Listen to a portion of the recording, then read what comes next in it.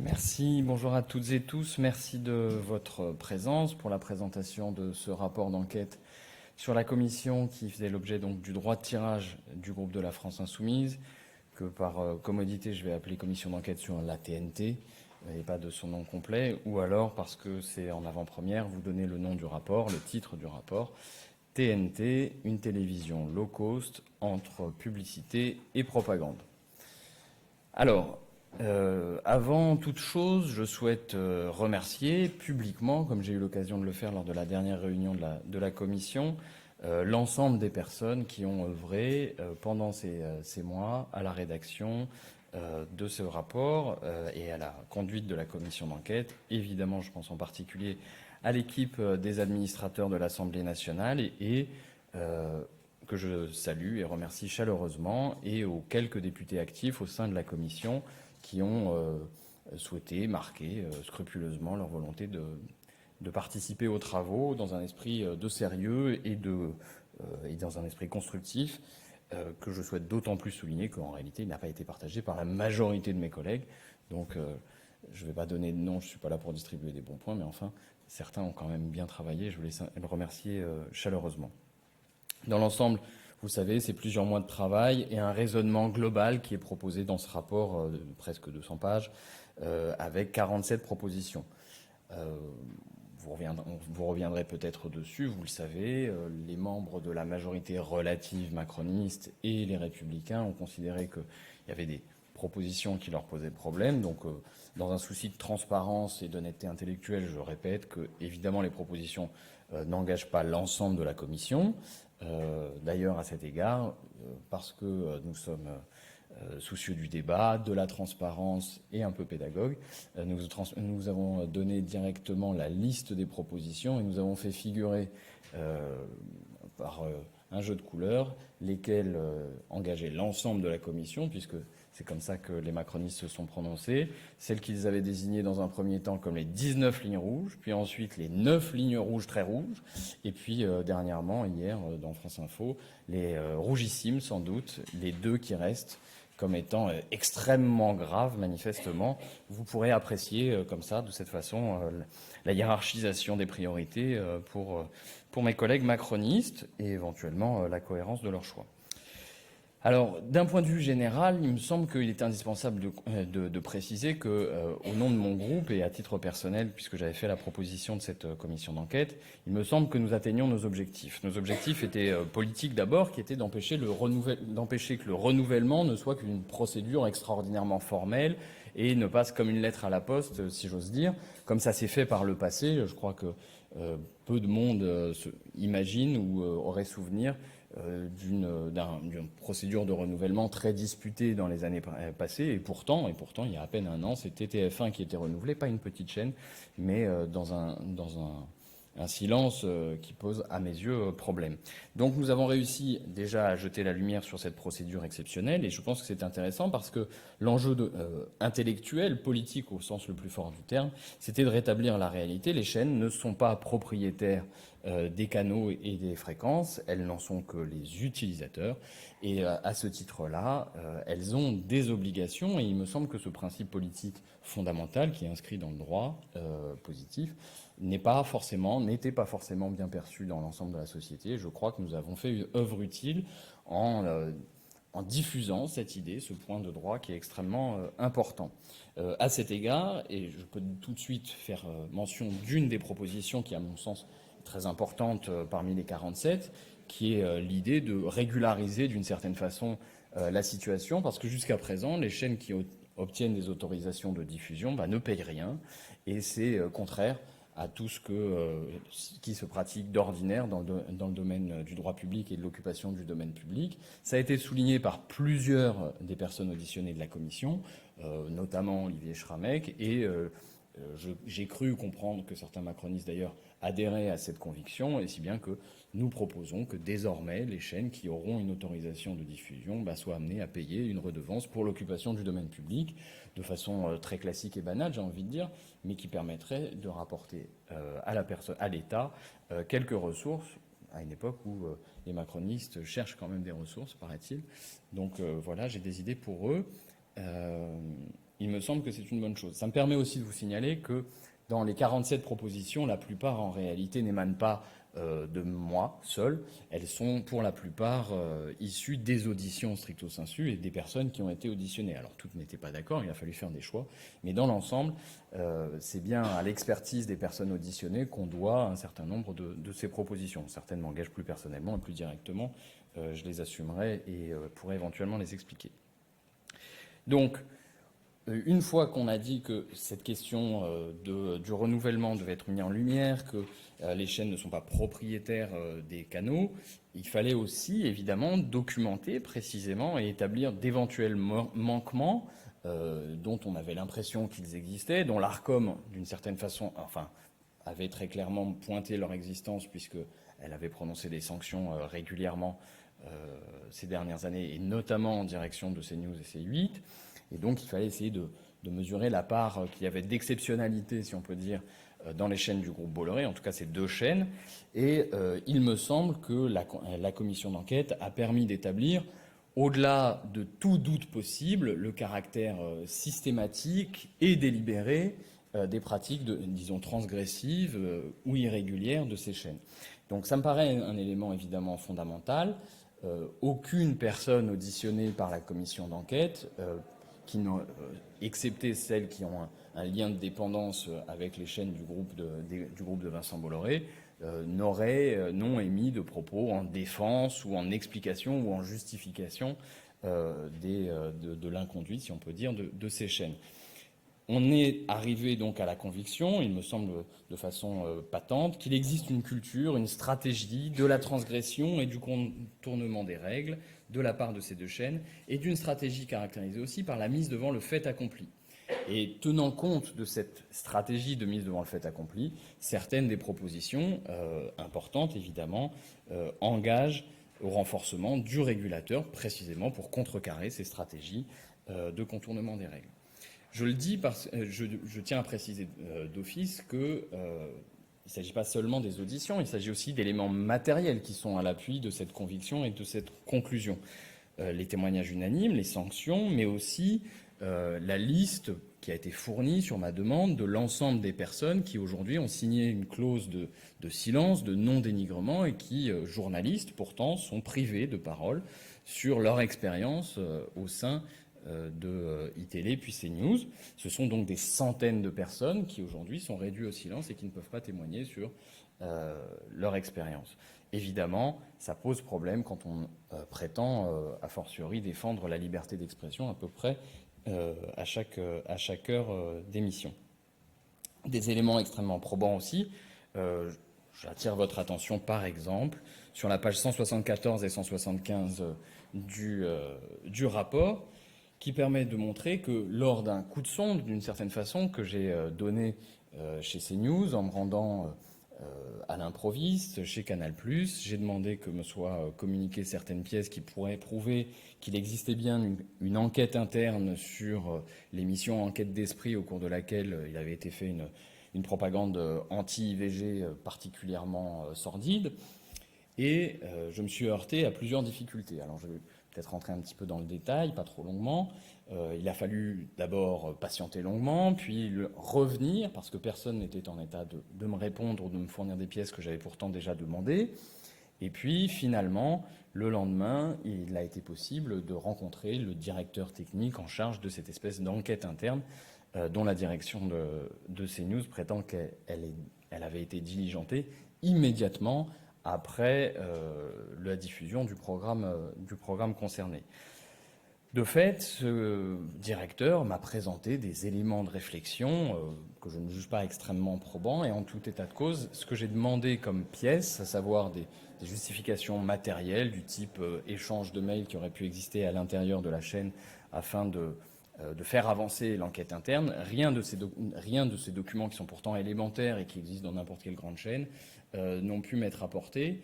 Et la chaîne a fait preuve d'une mauvaise foi bien dissimulée mais réelle, puisque alors que j'avais fait état de délais qui me contraignaient pour la rédaction du rapport, bizarrement, les seules pièces qui m'ont été fournies le lendemain de ma deadline, comme on dit en très bon français, à 7 heures du matin, afin que je ne puisse pas en faire usage.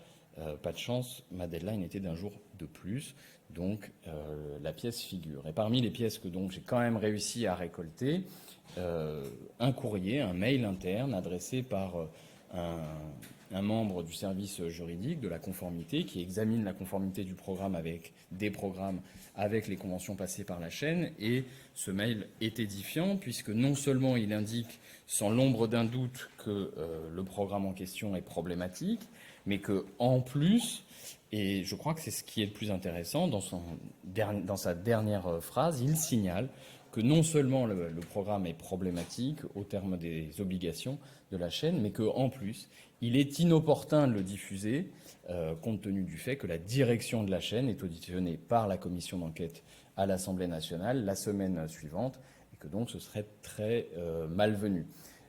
J'attire votre attention parce que ça signale qu'il y a bien une disposition à la transgression, un calcul cynique qui est fait, y compris par des agents dont le travail est de se prononcer sur la conformité stricto sensu et pas de mener une politique, une stratégie politique pour l'ensemble du groupe. Donc je trouve que ce fait est évidemment extrêmement probant. Je vous laisserai éventuellement revenir dessus et en discuter, mais le fait est que j'ai donc acquis la conviction que, d'une part, la direction de CNews ne m'avait donc pas dit toute la vérité à l'occasion de son audition et que, par ailleurs, il y avait bien des lignes rouges, si on peut employer ce terme macroniste, qui ont été franchies allègrement et en toute conscience. Je ne veux pas m'arrêter exclusivement sur le cas de CNews et de C8, mais évidemment, le déroulement de la commission d'enquête a mis ce sujet ou ces chaînes en évidence, tout simplement parce qu'elles occupent un statut exceptionnel.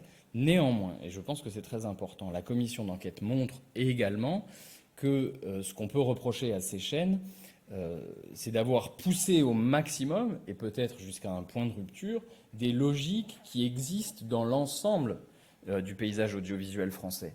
C'est-à-dire que la marchandisation, la libéralisation, si vous préférez, de l'audiovisuel a conduit à des logiques de réduction des coûts, de développement de services, disons, low cost, qui ont des effets très concrets sur la qualité de ce qui est produit. Alors ça peut être dans le domaine de la fiction, du divertissement, mais aussi évidemment dans le domaine de l'information. Et ça revêt un caractère important ou particulièrement grave parce que, évidemment, l'information est une des mamelles du débat public démocratique sur laquelle on ne pourrait rien faire. C'est la raison pour laquelle, évidemment, les obligations dans le domaine du pluralisme ou de l'honnêteté de l'information sont extrêmement importantes. Et c'est la raison pour laquelle, donc, nous sommes obligés de constater, d'une part, que le paysage audiovisuel français est désormais un paysage à 3 vitesses, avec une télévision pour les riches, qui est la télévision payante. Pardon, je dis les riches un peu par commodité, parce qu'il est évident que ceux qui s'abonnent à des plateformes ne sont pas nécessairement riches, mais en tout cas, ils ont la possibilité de faire ce choix de dépenser de l'argent pour une télévision de meilleure qualité, plus intéressante en tout cas, une télévision gratuite qui elle-même est divisée en deux, une télévision avec des chaînes premium qui concentrent l'essentiel et du public et des revenus, et puis des petites chaînes, je le dis sans offense, mais qui n'attirent pas le public, il faut être clair là-dessus, qui ne sont pas rentables et qui manifestement ne permettent pas de dire que la promesse de la TNT a été tenue lors du lancement de la TNT. On ne pouvait pas imaginer, personne ne souhaitait que ces petites chaînes restent cantonnées à leur position, et je crois qu'on a pu entendre certaines personnes. J'en renvoie à l'audition du patron du groupe Énergie, mais aussi de celle de Xavier Niel, qui ont montré comment les calculs économiques amenaient en réalité à renoncer à des produits de qualité ou à des émissions de qualité pour faire des arbitrages entre le coût de grille, comme disent les professionnels, et l'intérêt du public et la valorisation par la publicité. Xavier Niel nous a quand même dit très clairement qu'il y avait une solution pour que l'audiovisuel ou la télévision soit un secteur aussi rentable qu'il l'est. C'était évidemment l'homogénéisation, la standardisation et l'abaissement de tous les coûts. Je crois le grand capitaine d'industrie, ou en tout cas le grand capitaliste qu'il est, quand il est question de savoir comment faire le plus de profit possible. Et j'en tire des conclusions. Donc, considérant tout cela, on voit donc ce paysage audiovisuel à 3 vitesses, avec du payant, des classes populaires qui sont évincées, j'ai envie de dire, devant et derrière l'écran, parce que c'est aussi un des éléments extrêmement importants. Les classes populaires sont très sous-représentées à la télévision, et c'est un problème. C'est un des enjeux, et ça figure dans toutes les conventions, que la société puisse se donner à elle-même une représentation juste. Or, aujourd'hui, les chaînes évincent très largement les classes populaires, ou alors les représentent dans des situations dégradantes, suspectes, etc. Et donc, les propositions que formule le rapport visent précisément à corriger le tir et à re-réguler d'une certaine façon, ou à mieux réguler. Et donc, pour cela, il faut muscler l'Arcom, donner par exemple des pouvoirs d'enquête, il faut en finir avec une espèce de multiplication des étapes intermédiaires avant la sanction, parce que évidemment, vous savez qu'il y a 5 temps possibles avant d'être sanctionné pour une chaîne. Vous avez 3 types de lettres de mise en garde, puis vous avez la mise en demeure, puis enfin vous avez la sanction. Donc évidemment, vous avez le temps largement de faire subir de nombreux outrages à plein de gens avant d'être mis en demeure ou sanctionné. Donc c'est une jurisprudence qui s'est installée sous le CSA. Moi, j'appelle l'Arcom à rompre avec cette jurisprudence tranquillement et à dire tranquillement qu'on passe de la mise en demeure à n'avoir plus que 2 échelons, la mise en demeure, la sanction, et voilà. J'appelle également, pour ce qui est des sanctions, que la mise en demeure puisse être valable au-delà de 5 ans, parce que évidemment, ça fait partie des raisons pour lesquelles certains passent entre les mailles du filet pour l'instant. On considère qu'après 5 ans, on est lavé de tout soupçon ou de tout sursis. Donc ce sursis doit persévérer au-delà de 5 ans. Et puis sur la question des mises en demeure, qui est une question un peu technique, il faut s'assurer qu'elle porte sur des catégories et pas nécessairement sur des faits extrêmement précis, parce que jusqu'à présent aussi, l'Arcom est peut-être un peu empêtré dans la nécessité de formuler une mise en demeure et de sanctionner exactement le même genre de fait. Pour ce qui est des pouvoirs d'enquête, il est important de se rendre compte que dans la mission de l'Arcom, ça a été rappelé par la décision du Conseil d'État, l'Arcom a pour mission de veiller, notamment en ce qui concerne les chaînes d'information, mais pas que, à l'indépendance vis-à-vis de l'actionnaire. Et la décision du Conseil d'État a 3 volets, et le 3e est très intéressant parce que le Conseil précise que l'Arcom ne peut pas apprécier du respect de l'indépendance uniquement en visionnant des séquences. Il doit se prononcer en tant que régulateur sur l'ensemble de la programmation, ce qui implique forcément un travail, une méthodologie spécifique, mais aussi en se prononçant sur le fonctionnement de la chaîne. Et il est bien évident que dans l'état actuel de ses prérogatives, l'Arcom ne peut pas se rendre chez un éditeur et dire j'aimerais auditer le mode de fonctionnement de la chaîne. Et donc il faut être en cohérence avec les obligations, les missions, donner des prérogatives suffisantes pour que l'Arcom puisse faire ce travail. Évidemment, j'en reviens à la pièce que j'ai obtenue moi parce que je disposais d'un pouvoir de contrôle dont aujourd'hui l'Arcom ne bénéficie pas et dont je pense que si elle l'avait, elle ferait bon usage. Je crois qu'elle serait très intéressée lorsque une chaîne vient se défendre devant elle. Elle serait très intéressée de savoir qu'en interne, en réalité, on savait déjà que le programme posait problème, que l'actionnaire avait émis un vœu, etc., etc. Ce sont des cas possibles, je ne dis pas que ce sont des cas d'espèce, mais en l'occurrence, je crois que l'Arcom a besoin de le savoir. Parce que j'ai engagé la réflexion sur la question de l'indépendance et de l'information en général, des propositions qui vont aussi dans le sens du renforcement des rédactions et des pouvoirs des journalistes vis-à-vis de leur propre travail. Il me semble qu'il est indispensable de renforcer cette possibilité avec des propositions qui sont conformes en réalité à ce qui a été défendu durant la niche des écologistes par Sophie Taillé-Polian. Donc je ne vois pas de raison de ne pas la citer. Je crois aussi qu'il est nécessaire intellectuellement d'en finir collectivement, et je m'adresse aux journalistes, avec une vision un peu mythifiée de l'indépendance, ou en tout cas du rôle des directeurs de chaîne, qui seraient à la fois choisis par l'actionnaire, grassement rémunérés par l'actionnaire, et en même temps auraient pour mission de protéger les rédactions de l'influence de l'actionnaire qui les nourrit. Encore une fois, quand Cyril Hanouna vous dit qu'il ne mord pas la main qu'il nourrit, d'une certaine façon, il ne fait que manifester quelque chose qui est déjà présent le système, si vous me passez l'expression, et il l'a poussé, lui, jusqu'à l'explicitation et jusqu'à quelque chose d'extrêmement violent et vulgaire, mais évidemment, c'est un point qui est présent. Alors, d'autres propositions figurent dans le rapport. Ça fait déjà 20 minutes que je parle, donc je ne vais pas forcément m'attarder sur toutes. Certaines qui concernent la protection des publics, des jeunes publics en particulier.